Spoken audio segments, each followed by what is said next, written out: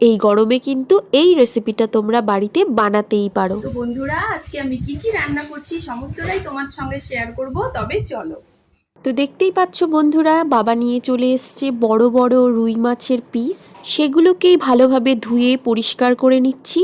এরপর আমি নুন হলুদ মাখিয়ে মাছগুলোকে একে একে তেলে ভেজে নেব। আর বন্ধুরা, মাছটা কিন্তু বেশ বড় ছিল, যার কারণে কিন্তু বেশ অনেকটা ডিমও এনেছিল।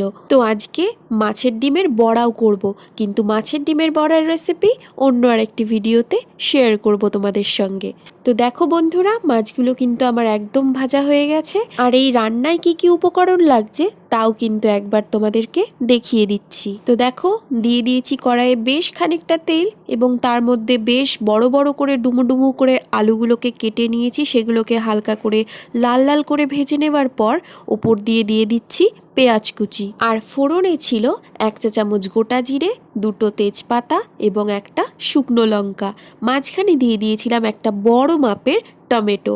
টমেটো দিলে কিন্তু বন্ধুরা একটু বেশ তরকারির মধ্যে টকটক ভাব আসে, যার জন্য কিন্তু টেস্টটা আরও বেড়ে যায়। তো যাই হোক বন্ধুরা, মাঝখানে দিয়ে দিয়েছিলাম আদা জিরে এবং শুকনো লঙ্কা পেস্ট, এবং বেশ খানিকক্ষণ ধরে কষিয়ে নিয়েছিলাম। শেষে জল দিয়ে সামান্য কিছুটা গরম মশলা ছড়িয়ে শেষে ধনেপাতা কুচি ছড়িয়ে নামিয়ে নিয়েছিলাম।